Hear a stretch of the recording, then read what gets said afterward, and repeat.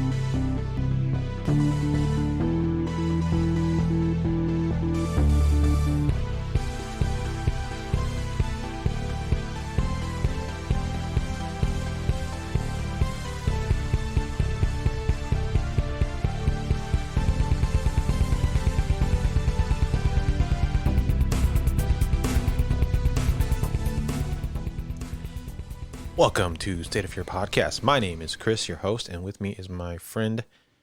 What is your name again, buddy? That would be James. Oh, yeah, I forget that. I've been doing this for like 29, 30 weeks, but I keep forgetting. No, I'm just kidding. Quit drinking on the job, dude. I drink on the job, off the job, in the job, out the job, whatever. I drink. Hey, guys, so today's episode is on New Jersey, the colorful state of New Jersey, I guess I can call it. The Garden State. The Garden State, that's right. We're going to discuss a rather interesting UFO case that caught my attention because we actually had a different story planned for New Jersey. We were going to go over the Watcher letters, but Yes. after researching it, there's been quite a few podcasts and TV shows that have covered it.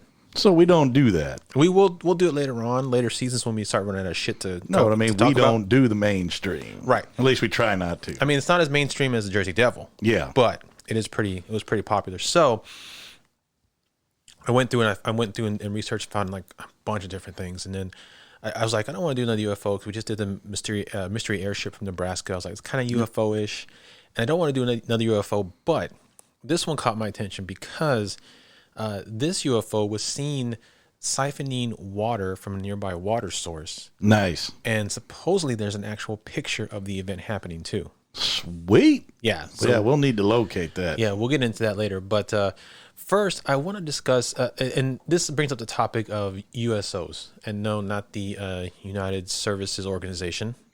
No, this is unidentified submerged object. And what those are UFOs that are seen either in water or coming in or coming out of water.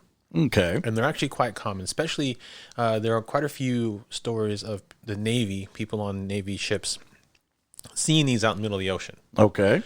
And one of the more famous also USO incidents was the Shag Harbor incident of 1967, in which it was reported that a UFO crashed into Shag Harbor, and there were actually rescue efforts to go and try to find this thing. Nice. But they found nothing except for some strange colored foam on top of the lake surface.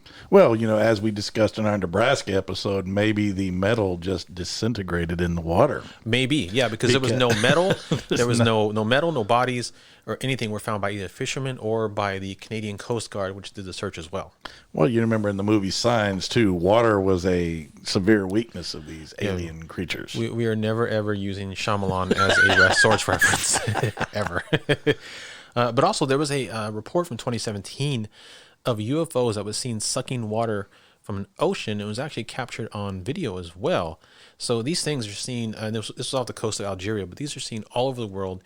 There's tons of stories of sailors, whether they're military or not, seeing these things under the water, going at super fast speeds or coming out of the water or even going into the water. That is awesome. Yeah. So, and you also have to think of it this way. Possibly a lot of these are submerged because it's easier to maintain secrecy that way. Also, their bases might be under the ocean. That is very true. We have not explored a lot of the ocean yet. Yeah, I don't think anything's been to the bottom of the Marianas Trench yet. You never know. And there's also a theory that the siphoning, that they possibly use water as a fuel source. And that's what the siphoning is they're gathering fuel for their next journey or whatever. You never know. Never know. There's all kinds of crazy theories out there.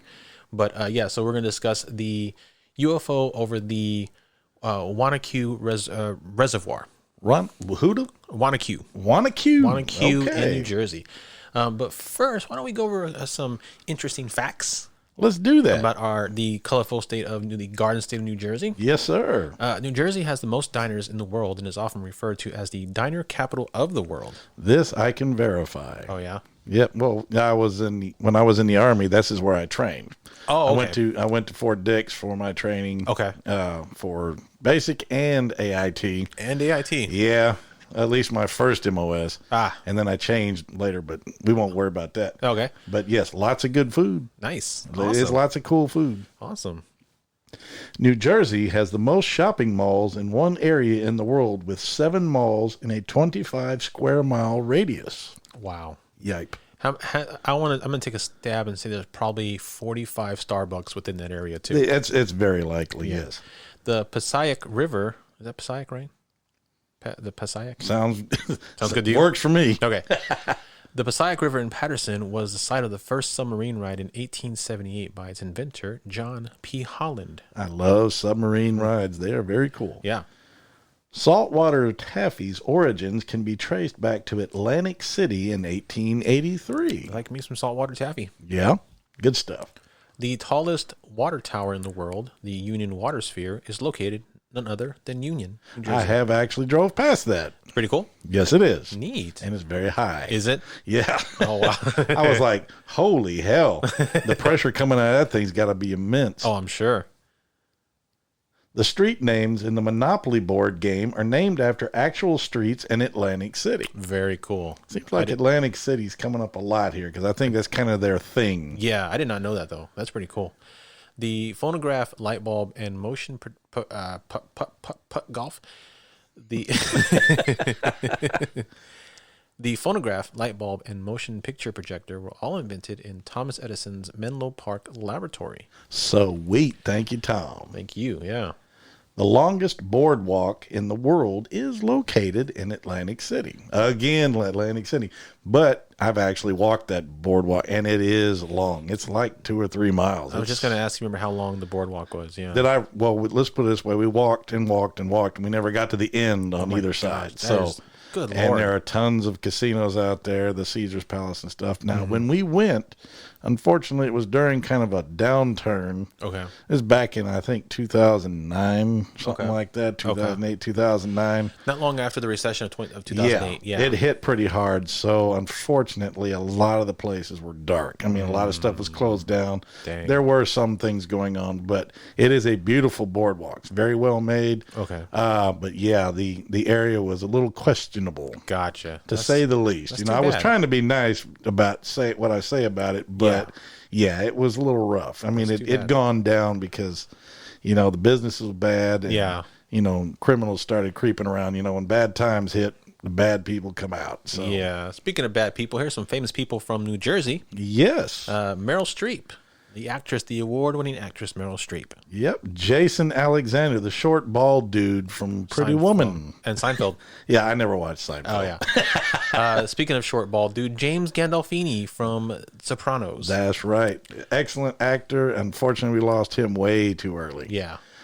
Zoe Saldana, the very, very beautiful Uhura from Star Trek. And Gamora from Guardians of the Galaxy. Yes. That's right.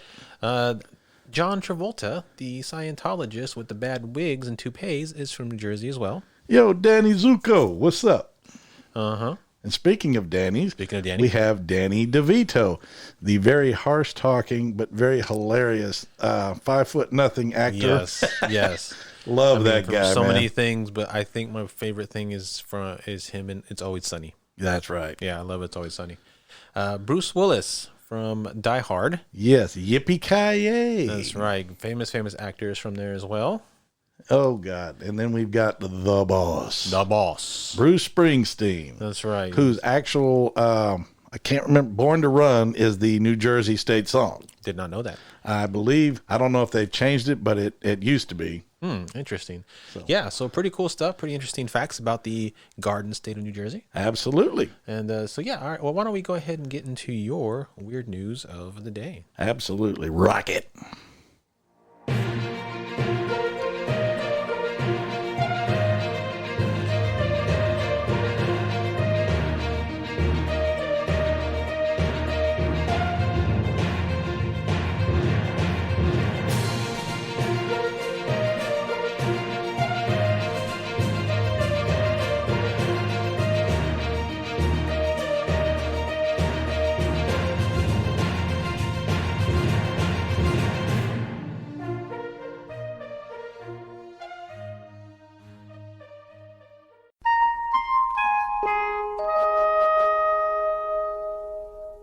Today's news story, my friend, is, are UFOs a threat? Yes, they are. We need to investigate, says former head of secret U.S. program. Interesting. That's awesome. This article is from livescience.com. All right. What does Live Science have to say about that? Well, let's get into it, shall we?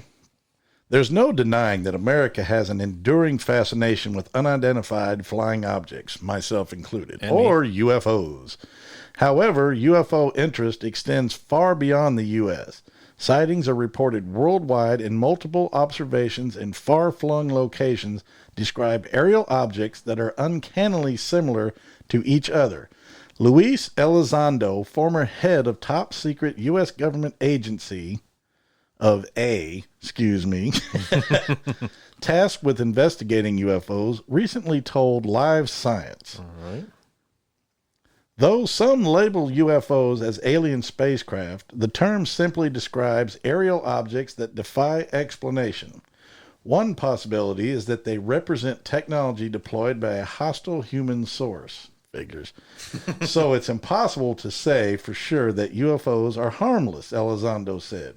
Evaluating potential threats posed by UFOs should therefore involve the collaboration of leaders around the world, says Elizondo, who left the Pentagon in 2017 and is now a director of global security and special programs to the Stars Academy of Arts and Science, aka SHIELD, a private agency pursuing evidence of UFOs. Sounds like SHIELD.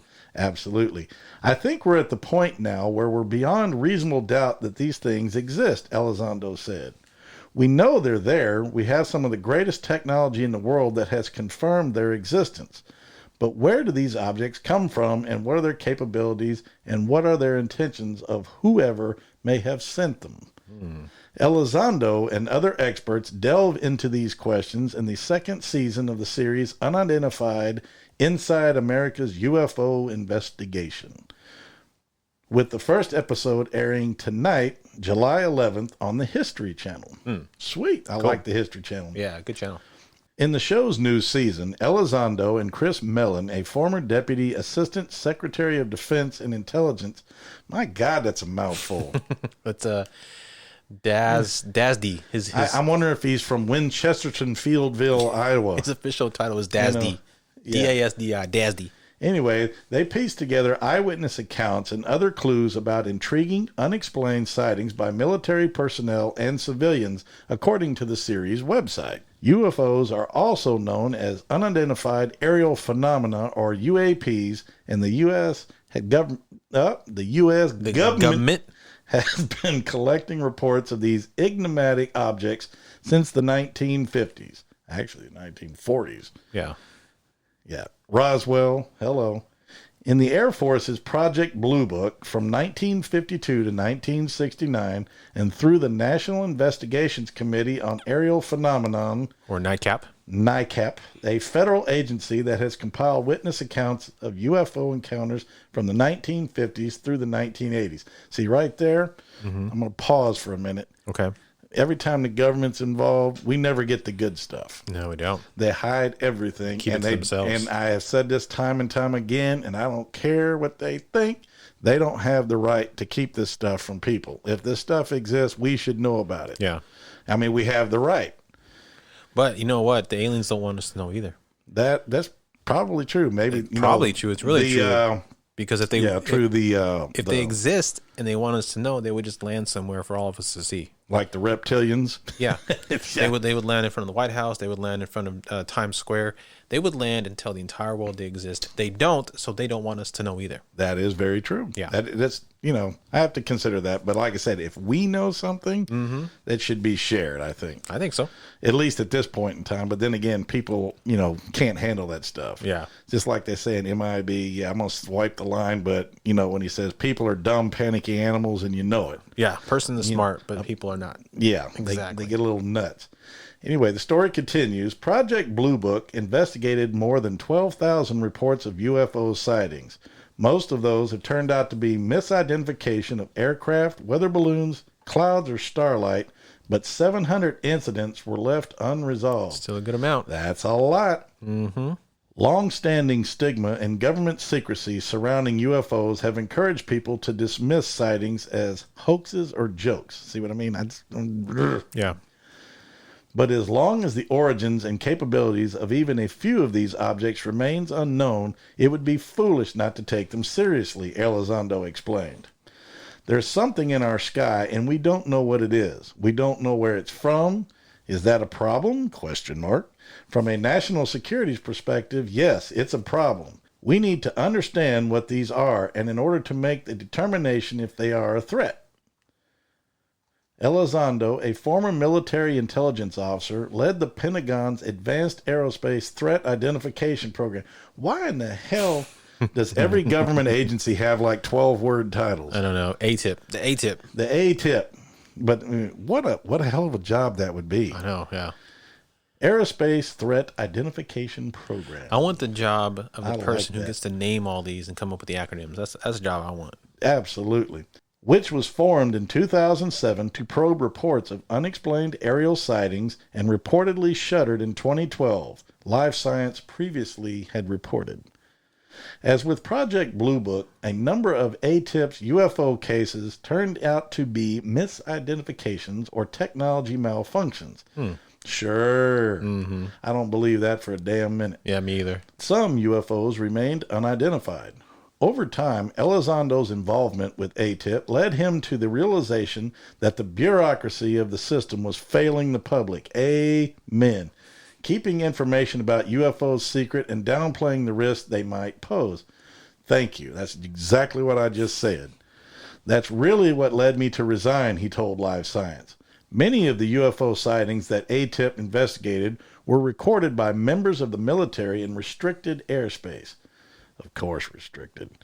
Among them were 3 mid-air encounters that U.S. Navy pilots captured on video in 2004 and 2015, which I believe, featured on an episode prior to this. Yeah, I believe so, yeah. The footage was officially declassified and released online on April 27th. Other instances involved UAPs flying at what appeared to be hypersonic speeds, more than 5 times the speed of sound. Hypersonic. Nice. We do have some aircraft that can keep up with that. They just don't commonly tell people that. Black market projects? They've got one that goes like Mach 15. I mean, it's smoking, but it's like a suborbital rocket ship. This thing's like, takes off from the ground, can go to space and land and stuff, but they just haven't said nothing yet. It's all black projects. Yes, it is. None of the objects had visible wings or other means of propulsion. What's more, they appeared to be performing maneuvers that would have subjected them to good Lord, would have subjected them to as much as 700 times the normal pull of gravity. Damn. Or 700 G's, which would that would kill you. Yeah. Your blood would literally go all into your feet and you would die. Your bones would be soup. Yep. Of course, there is no way to confirm these estimates as the sightings were so fleeting and much of the obvious documentation is not readily available. Shocker. To put that into perspective, airplane cockpits can withstand only about 18 Gs before cracking. Jeez. Wow. And people can typically endure just a few seconds at 9 Gs before losing consciousness, as gravity draws the blood into the extremities and oxygen ceases to flow to the brain, according to PBS. See, that's what I said, PBS. Yeah.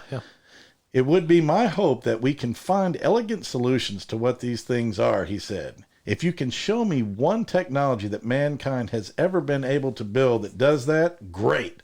But so far, no one's been able to show that to me or anybody in the U.S. government. Yep. But that is the story. I love it. Yeah. I think the way they get around the fact that, the human body can only take 9 Gs and that like cockpits only can take 18 Gs and that these things supposedly go at 700 Gs. Yeah. It's very much,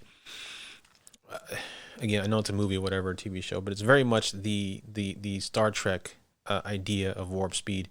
Yes. The ship itself is not moving.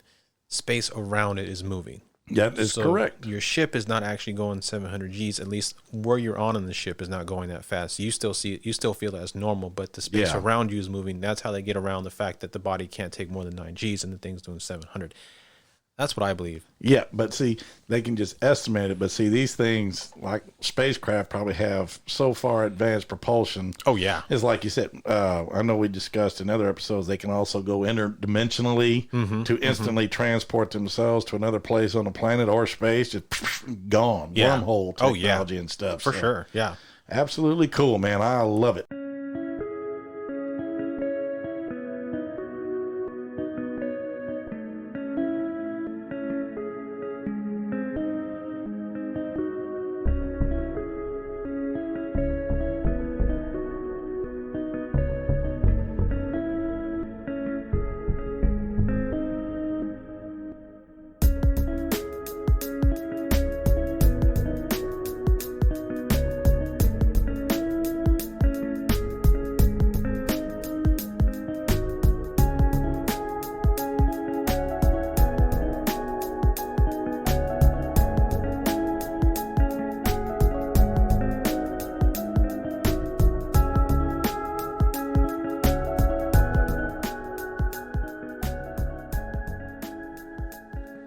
All right, guys. So as we said, today's episode is over the UFOs of Wanaque Reservoir. Let's just staying on the UFO kick. That's man. right. What was that again? Yeah. There we go. Yeah. So, all this information on today's episode came from one article. It was a really good article over on Weird New Jersey. Actually, it's weirdnj.com. They have a huge plethora of information on New Jersey, and although there's apparently a lot of weird stuff that happens there. Yes, not just gambling and mobsters, but other weird paranormal and supernatural stuff. So go check it out. But this whole article that I'm going to read right now came from there. Again, we always post the research in the show notes. We link all the articles that we look at for the research in the show notes as well, so you can go check it out there and read it for yourself if you'd like. Yes, indeed. But January 11th, 1966, started off like any other midwinter day in the small suburban town of Wanaque, New Jersey. I'm assuming I'm saying that right, but I don't care. The air was clear and cold. Kids were enjoying the holiday vacation from school. And damn, dude, January 11th, holy crap. Good Lord, that's a long vacation, man. 1966, yeah. Yeah. When I was a kid, no, of course, I was born in 67. You were of course, this was before I was born. 60 years ago, yeah. But when I was in kindergarten through 4th, 5th grade, our spring vacations, our Christmas vacation went for 2 and 3 weeks. I mean, I think they do that kind of now, but I mean, back then it was really long. I guess I've been in a month. I've been in the business world for so long. I forget what a vacation is. You know what I'm saying? And we used to start school in early September. We didn't start in the end of July or the first part of August. That I remember for sure. You know, we got out earlier, so we actually enjoyed 3 full months of summer between years. Yeah, and we grew up great. It was great. And residents of the Passaic County borough went about their usual daily routines. Little did they know that before the day was over, something would happen. Something fantastic and unexplainable that would change the lives of many of the townsfolk forever. It all started in the early evening of that Tuesday night. It was about 6:30 p.m. and the winter sun was already long gone over the western horizon, past the great Wanaque Reservoir and behind the darkened Ramapo mountain range. Wanaque Patrolman Joe Cisco was in his cruiser when a call from the Pompton Lakes dispatcher came over his police radio. It was a report of a glowing light, possibly a fire. Then, as if right out of a sci-fi movie, Sisco heard the words, "People in Oakland, Ringwood, Patterson, Tatoa, and Butler claim there's a flying saucer over the Wanaque. I pulled into a sand pit and open area to get my bearings," Sisco recalls. There was a light that looked bigger than any of the stars, about the size of a softball or volleyball. It was a pulsating white stationary light changing to red. It stayed in the air. There was no noise. I was trying to figure out what it was. Wanaque Mayor Harry T. Wolfe, Councilman Warren Hagstrom, and Arthur Barton and the mayor's 14-year-old son Billy were on their way to oversee the burning of the borough's Christmas trees. When they heard the reports that something very white, very bright, and much bigger than a star was hovering over the Wanaque Reservoir. They decided to pull into a sand pit near the Raymond Dam at the headworks to meet Officer Sisco and get a better look at the thing. The mayor's son Billy spotted the object at once, flying low and gliding oddly over the vast frozen lake like a huge star. But it didn't flicker, Billy told reporters the next day. It was just a continuous light that changed from white to red to green and back to white. It was a Christmas UFO. Oh, yay! It was Santa. Maybe Santa Claus, but he had his cloaking device on. Yeah, he was on vacation. He was heading to the south, so he's just like, "Oh, damn!" It must have kicked out like over New Jersey, like puttered out or something. He's probably inside the cockpit, like, "Damn it, get!" That's right, banging on the dashboard. The phenomenon was terribly strange. Mayor Wolfe would later recall. He described the shape of the unidentified object as oval, and estimated it to be between 2 and 9 feet in diameter. It's kind of a large range. Now, didn't they say volleyball or softball? They did. Again, now, all of a sudden it's 9 feet. Well, and see, that's another thing too. Is there's another phenomenon that I've read about where 2 people seeing the same UFO can sometimes report different descriptions. Because of the type of phenomenon that it is, that it affects people differently, or people can be affected by it differently. Okay. So one person may see it as one thing, and that person may see it as something else. And from the initial reporters' perspective, it may have looked more oval or more volleyball-like. But the mayor, if he was closer to it and saw it better, it may have been more oval from his point of view. So who knows? Logical. The next thing, thank you, Spock. The next thing that Officer Sisco remembers is that his patrol car's radio was going bananas as calls from all over a 20-mile radius flooded into the police headquarters. Sisco radioed Officer George Dyckman, who was on patrol nearby. Just as Dyckman received Sisco's message, 2 teenagers came running up to his patrol car, frantically pointing at the sky and shouting, "Look, look!" At that moment, Wanaque Civil Defense Director Bentley Spencer drove up with Civil Defense member Richard Vrooman. That's a weird last name. Vrooman. The police radios are all jammed up, Spencer said excitedly. Dyckman and Spencer gaped at the sky along with Michael Sloat, 16, and Peter Mellegree, 15. What the heck is it? Dyckman wondered out loud. Never seen anything like it in my life. Back at the sandpit, Joseph Sisco's radio crackled as another unbelievable message came across the airwaves. Something's burning a hole in the ice. Something with a bright light on, going up and down. Then another transmission fought its way through the din. Oh boy, something just landed in front of the dam. Damn. Damn is right. Spencer and Reservoir employee Fred Steines raced to the top of the 1,500-foot-long Raymond Dam, where they described seeing a bolt of light shoot down as if attracted to the water, like a beam emitted from a porthole. Interesting. Patrolman Cisco, Mayor. Now these are all people in government. Yeah. These aren't just people like at the gas station or truckers that are stopping for like some no-dos. These are all government. These are all government people. These people who are supposed to know what the hell they're looking at. I guess so. Patrolman Cisco, Mayor Wolfe, and town councilmen Hagstrom and Barton climbed to the top of the dam to get a better look. There was something up there that was awful bright, Hagstrom recalls. We don't know what it was. We thought it was a helicopter. We didn't hear a motor. It looked like a helicopter with big landing lights on. We got goosebumps all over when we saw where the hole was. According to John Shuttle, another councilman who witnessed... Was there a councilman meeting that night or something? I don't know. And there might have been in the mayor and all the councilmen. Or you know what? I guess everybody was going to the tree burning that they were doing for the Christmas trees. Yeah, there you go. Okay, that's what it was.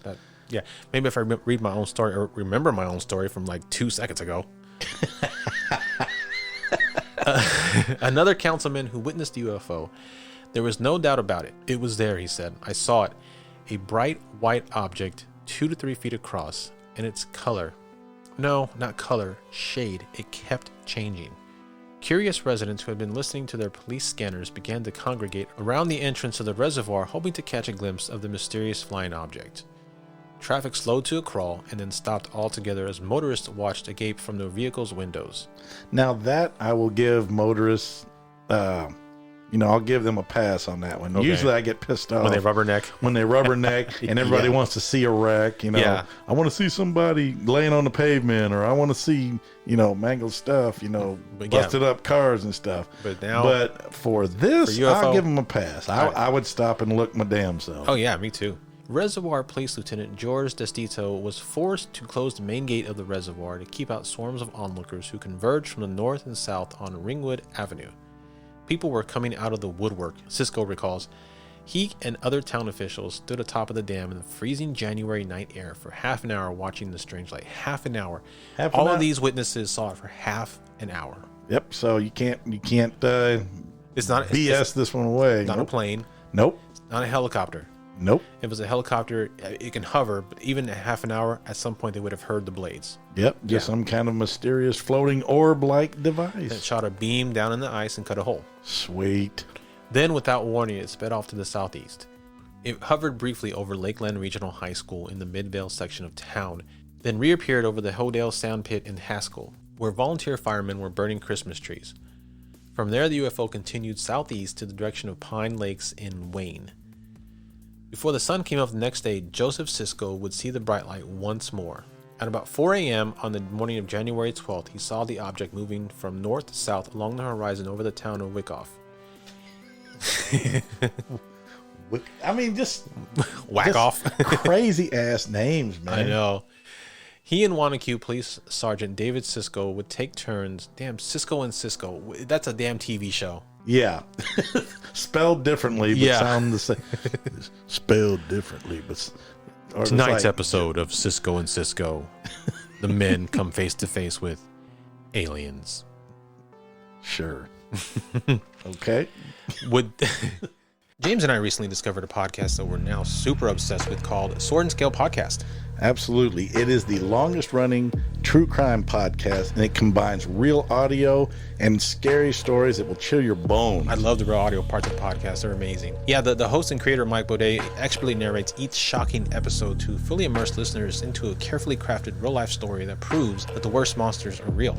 It's spanning over 7 seasons and has over 160 episodes. There's so much true crime to binge.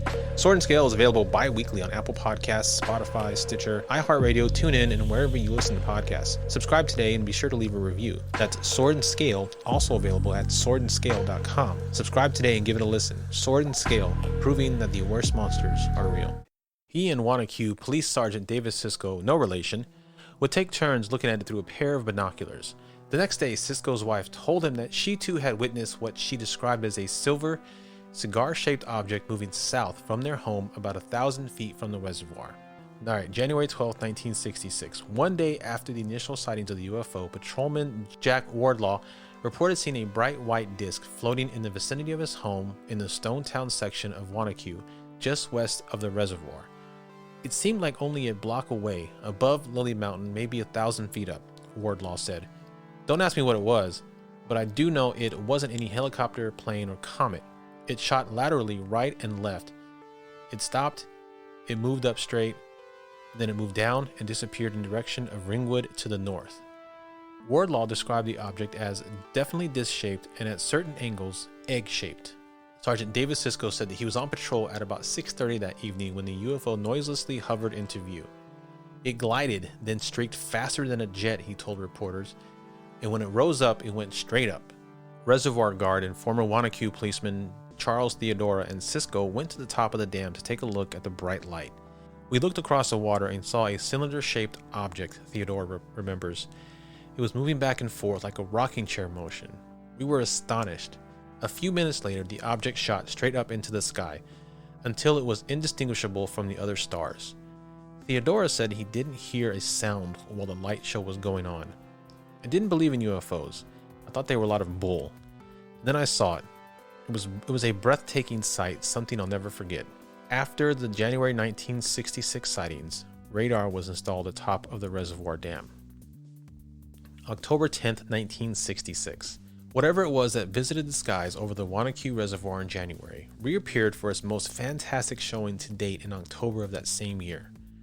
The first reported sighting of it came about 9 p.m. on the evening of Monday the 10th, when Robert J. Gordon of Pompton Lakes and his wife Betty saw what they described as a singular, saucer-shaped object about the size of an automobile glowing with a bright white brilliance. At first I thought it was a star, Betty Gordon recalled, but it seemed to be moving.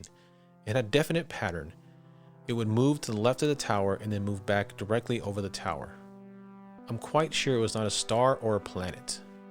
Bob Gordon, an officer of the Pompton Lakes Police Force, called police headquarters and requested that a patrolman be dispatched to their home. Officer Lynn Webb... Shut the fuck up, that's his name.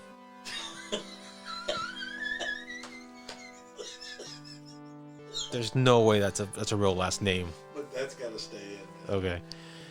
Officer Lynn Wetback, who had all responded, but was told that the quote-unquote saucer was already gone. The Gordons and their neighbor Lorraine Varga, who had also witnessed the UFO, told Wetback that the object was headed in the direction of Wanaque Reservoir. The officer radioed Wanaque police and notified Sergeant Ben Thompson, a 6-year veteran of night duty with the Wanaque Reservoir Police Department, who was driving his patrol car south along the reservoir at the time. Now, I gotta say that at this time there are a lot of cops that are seeing this. Yeah, that's ridiculous. And I'm sitting here going, "Are you kidding me with that name though?" Oh, I know that. It's like, holy crap! I can't believe that is someone's actual. I've never seen that name actually used. So, folks, if you're listening to this, please know that this is how it's written. You can go see the article for yourself. Yes, that is, and those who don't understand, as a Hispanic, I can tell you that is a derogatory term for Hispanic. Yes. For a Mexican citizen that crosses illegally, unfortunately. Yeah. So, but that's the officer's last name. Anyway, moving on. Yes. Might chop that whole thing out if you want. I'm going to leave that in because that's how it's written. That's true. It's how it's written. Thomas looked out of his car and saw, to his astonishment, the UFO heading right toward him. He pulled his cruiser over to Cooper Swamp near the Dead Man's Curve stretch of Westbrook Road. I saw the object coming at me, he said. It was extremely bright. It was a bright white light. Bright like when a light bulb is about to blow. It was very low. It appeared to be about 75 feet over the mountain. That would be Woodbeam Mountain. It was traveling very quickly in an indefinite pattern, at first right, then up and down, then repeating the pattern. Distances are deceiving, but it might have covered an area of half a mile. It went straight over my head, stopped in midair, and backed right up. It then started zigzagging from left to right. It was doing tricks, making acute angular turns instead of gradual curved ones. It looked about as big as a parachute. I got out of my car and continued to watch for almost 5 minutes. It was about 200 to 250 yards away. It was the shape of a basketball with a center scooped out and a football thrust through it. That's a weird description to say. It was round, like a basketball. Yeah. But then they had like a football in the middle. That is, yeah. But you notice how many different shapes and sizes. If this is the same object that everybody's been seeing, it's like you said, it's perception, the angle, I guess, and stuff like that. Because we've heard oval, we've heard egg shape, we've heard a basketball shape, we've heard just what? And it's doing all these different tricks and stuff. It's doing zigzag, all kinds of weird stuff, man. This thing is not like, it's not one object. It seems it's like very it's like cool. Multiple though. objects. Yeah, I'm liking what I hear. Yeah. Sometimes the football appeared to be perpendicular to the basketball, and sometimes standing up on end. Wow. There were 2 different gadgets. It didn't make much noise, but as it was moving, it brushed the water beneath it. I watched it maneuver, stirring up brush and water in the reservoir. It was about 150 feet up. I had difficulty seeing because the light was so bright it blinded me. At this point, some motorists along Westbrook Road also began to notice a strange light hovering in the sky and slowed their cars to get a better look at it. Fearing a collision, Thompson went back to his patrol car to turn on the red dome light as a warning. The instant it started to flash, he remembers, the object sped away over the reservoir and without passing over the horizon, disappeared. After 3 or 4 minutes, it went out, as if a light bulb had been turned out. It seems as if it had gone right into the mountain. I was dumbfounded. It was more than a little frightening. Back at the Wanaque police station, telephones were deluged with calls from nervous residents who called in sightings and asked for answers. The switchboards were completely jammed, recalled an officer at the Wanaque Reservoir station. So was Pompton Lakes. There must have been 150 calls. Some witnesses may have their doubts about what they saw that night, but Ben Thompson is convinced he saw a UFO. Of course, no report of a UFO sighting would be complete without the element of an official cover-up, either actual or perceived by the U.S. government. Of course they're going to cover it up. Nobody, they don't want to ever let any of this good stuff out. That's right. And but with that many witnesses, I'm sorry, you can't squash something like that. Not just witnesses, but police officers. Yes. And city officials, regular citizens. City officials. So yeah. The hell with a cover up. Yeah. Good luck with that. And in this case is no different. Shortly after midnight, on the first night of sightings over Wanaque, word came from Stewart Air Force Base in Newburgh, New York, that an Air Force helicopter with a powerful beacon had been on a mission over the area about the same time the UFO was spotted. What a bunch of bullshit. I'm sorry. That's complete crap. They always make that up. A helicopter can't make those kind of movements. No, I'm sorry. not it even doesn't close. make No way. those acute angle turns and stuff like that. Not even the most advanced helicopters. You can tell. Plus, there's noise. You're going to tell me this thing is silent. Yeah. Yes, they have whisper mode, but you can still hear them. Oh, yeah. I'm sorry. They're not dead silent, and they don't make these right angle quick moves and stuff like that. And sorry. As long as this thing was sighted by all the witnesses, at some point they would have seen it as a helicopter. Absolutely. Yeah. That BS. I mean, even if the beacon on the helicopter is bright, if it makes all those moves, at some point the light's going to go away from the person's eyes and they'll be able to see the shape of the object, of the helicopter. I have seen military aircraft up close, all kinds, all types. I've seen their running lights and stuff. Yes, they're bright, but they're not to the point where, like this guy said, it's above there and it's blinding from 250 yards away. Yeah, sorry. That's way too bright. There's another buzzard. At 6:15 a.m. the following morning, an official spokesman for Stewart Air Force Base, Major Donald Sherman, denied that any such aircraft had been on any such mission that night, and that the helicopter explanation had been without foundation. So he's actually backing up the. The next day, the Pentagon said that the mystery object was indeed a helicopter with a powerful beacon. So the Pentagon is going over him and saying, it's the. So he's saying no, but then Pentagon saying, shut up, it is a helicopter, shut up. Yeah, kiss my ass. Kiss my white ass. McGuire Air Force Base in Wrightstown said that the object was a weather balloon, which had been launched from Kennedy International Airport. Shortly afterward, the base called local police to tell them that their balloon explanation was just a lot of hot air. So, bump. How clever. So, man, they're throwing everything out there to try to get this cover-up going on. Well, you know what? Unfortunately, with the American public, you can start rumors and you can start, you can seed an idea, or you can throw something out there that's complete crap, and it'll propagate. Yeah. It'll create so many different stories that all of a sudden the true facts actually get buried in garbage. You know what I mean? So, it's crazy. It's crazy, yeah. Officials at Stewart Air Force Base and at McGuire denied any interest in the UFO. However, Wanaque police reported seeing a pair of jets fly over the reservoir shortly after the UFO was first reported, and Patrolman Joe Cisco said that he distinctly recalls seeing helicopters in the Wanaque skies that night. Okay, so this happens also quite a bit, especially like it happened with the sighting that occurred here, not far from here, the Cash Landrum UFO, that happened in the 70s. After the 3 individuals saw the UFO within 30 feet of themselves, it took off, and then immediately after that, there was a swarm of black helicopters that followed it. Of course. Yeah. So, saying that, also, you take that last sentence into account. Patrolman Joe Cisco said he distinctly recalls seeing helicopters in the Wanaque skies that night after they'd seen UFO.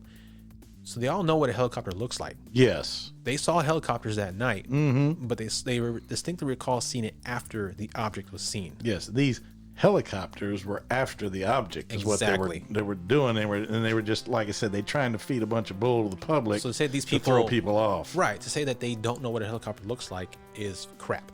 Exactly. Yeah. 13 years after the 1966 UFO sightings at the Wanaque Reservoir, the non-profit organization Vestigia, which is based in Byram, prepared a detailed study of the strange lights that were witnessed. Vestigia, not Vestigia. Vestigia, an organization that seeks to provide plausible scientific explanations for unexplained phenomena, came to the conclusion that the glowing lights that were seen over the Wanaque by hundreds of people, were the result of seismic pressure from the nearby Ramapo Fault. Oh. According to the Vestigia founder Robert Jones, the fault in the Earth's crust causing they're saying basically it's like swamp gas, basically bullshit. I'm not gonna read the rest of this dumb bullshit. The times of extreme pressure, this highly charged field is supposedly escaped into the atmosphere. Jones asserts that under just the right climatic, right? Yep. Yeah. Jones asserts that just under the right climatic conditions, air particles that are exposed to this energy field will ionize and result as a glowing sphere of light. Now, it's worth noting here that this is exactly the same rationale that was offered by Vestigia to explain the Hookerman lights after their extensive research on the Chester-Flanders Railroad tracks. Vestigia's theories, however, did little to dissuade eyewitnesses from their belief that what they had seen was indeed a UFO. Wanaque officers Jack Wardlaw and Chuck Theodora rejected the Army's initial explanations of the mysterious lights as merely swamp gas or a helicopter, and did likewise with Vestigia's contention that the glowing orbs were caused by a seismic anomaly. I've ridden these streets at midnight for years, Wardlaw says, and I know a strange light when I see one. The Army tried to tell me it was marsh gas. That's ridiculous. Then they said it was a helicopter. Well, if you can't discern a helicopter or hear one, you have to be pretty bad off. 1 week after Stewart Air Force Base sent down its inexplicable explanation for the Wanaque sightings, the Pentagon offered its own scenario. What hundreds of people had witnessed in the skies over the reservoir that January and described as a brilliant white light which floated, hovered, shot up, down, and side to side, was in actuality, according to the great military minds of Washington, nothing more than the planets Venus and Jupiter in a rare celestial alignment. What a load of governmental bullshit. That's, I try to keep the cuss words to a minimum on here, but that kind of stuff actually pisses me off because they're basically calling all these people stupid. Yeah. You're all just a bunch of idiots, bunch of morons who can't tell a planet from a UFO from a helicopter. First of all, you're up in Washington. We're down here looking at what's going on. You're hundreds of miles away. Yeah. DC's quite a bit away from Jersey. Yeah. For them to insult those people's intelligence like that, yeah. You know what? Just go with it and say, hey, yeah. But I've never seen Jupiter and Venus drill a hole in the ice or make right-angled turns or hover 75 feet over a mountain or whatever. Float like a feather or zigzag or all the stuff that it did. Yeah. So stupid. So suck it. And it was below the horizon on several occasions. Oh, yeah. Sorry, Jupiter doesn't come down to Earth and hover around. A lot of times it was like maybe 100 feet up in the air and that was it.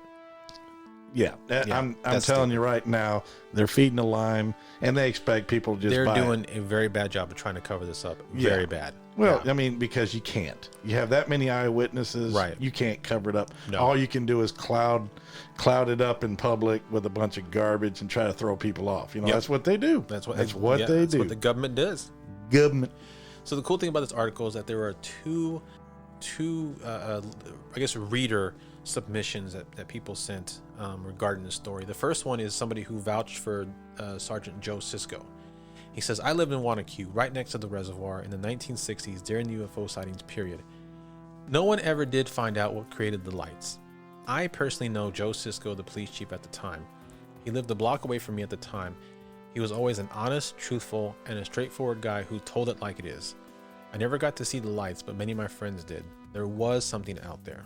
Dang right there was. Someone else wrote in about the lights as well. It says, I grew up in New Jersey and I'm very familiar with the Wanaque area. I graduated from a local high school in 1969. I spent 4 years in the U.S. Navy and then returned to live with my parents until my marriage in 1976. We remained in New Jersey until 1980 when a job transfer took us to the Midwest. I served on an aircraft carrier and heavy cruiser during my time in the Navy and consider myself to be familiar with most types of aircraft. I've seen various helicopters and high-performance aircraft during the day and night hours. I've kept up my interest in military and civilian aircraft over the years, and while I would not pass myself off as an expert, I do feel I've seen more things in the sky than most. I consider myself to be skeptic on the question of UFOs. I do not subscribe to any one particular theory, but I do believe that many incidents are deserving of further study. In the case of the Wanaque sightings, which apparently have been going on for a long time, there may be some phenomena in the area which is of interest, although I'm not sure it involves space aliens. I personally saw one set of lights that you might find interesting. This occurred in 1974 during the winter months, I guess at January or February. It was about 10 p.m. on a clear night. I was on a weekend pass from the military and was returning to my parents' house from visiting my sister who lived directly west of the reservoir. My usual route to return to my parents' house was to follow Westbrook Road east across the reservoir and then turn south to Ringwood Avenue. I was just east of Townsend Road when I observed a set of lights in the sky. The lights were very bright and appeared to be one large light in the center with a small light on either side. The lights did not appear to have a point source. They definitely had a circular shape and a hard edge. The relationship of the lights to each other remained constant throughout the incident, which might indicate that there was a solid object behind the illumination. And that's another thing. See, there is a completely different explanation. Right. Yeah. That's the first time I've heard multiple lights. I know we've heard one light, right? You know, one bright light, but now this one's got three. And this was only 5 years later after this. No, I'm taking. It was 9 years later after the 66. No, what is that? What is? It says 74, right? Yeah, so that's 8 years. Still, yeah. 8 years. That's not a long time after. No, it is not. No, the color was an intense blue-white. Probably the best way I can describe it would be similar to looking directly into the tail cone of a high-performance jet like an F-4 Phantom with the afterburners lit off. I observed the object, for want of a better term, above the hills, which bordered the west side of the reservoir through the windshield of my car. The evening was very quiet, and I could not hear any engine or helicopter blade noise, which would have been significant at what appeared to be a low altitude of the object. Yeah. And that was submitted by Dave. Dave, who, Dave's not here. who submitted that, who saw that in 74. Yep. Yeah. So that was a crazy, crazy cool UFO account. I mean, seen by so many people. Seen by so many people and not explained. And seen for such a, 30 minutes doesn't seem like a long time, but when you're looking at something unknown or not familiar, it's an eternity. And I think it's very cool that the object never actually threatened anybody or did anything. It was just going about its business, and I'm sure it was aware that at least some people were observing it. Yeah. And to see it drill a hole in the ice with a beam, that is freaking cool. And the only time it actually showed any kind of reaction, I think, to the interaction was like when the cop turned on his patrol lights, or his car lights, and I guess frightened it off, or it thought, oh crap, here comes the fuzz, and it hauled ass. So what you're saying is that the UFO was here probably to pick up some weed, and so it saw the cops, and it was like, crap, it's the popo, get out. Earth got the best weed in the galaxy, and Dave's not here, man. Speaking of which. Awesome. All right, James, so why don't you tell the fine folks again about the Patreon and all the good stuff? I'll certainly do that. You can find our show on the fourthhand.com network, along with our sister project, What the Suck, along with many other very fine programs. Yes, very fine programs. Great people. Give them a shout. Give them a listen. Yes, check out all their good shows. It's well worth it. You can also find us on the Big Evil Facebook, of course. We are on Instagram, and we are now on Twitter. Nice. We've been on there for a while, so that's really starting to take off. So that's excellent. You can sponsor us if you like. We would appreciate the support. Patreon.com/State of Fear, all one word.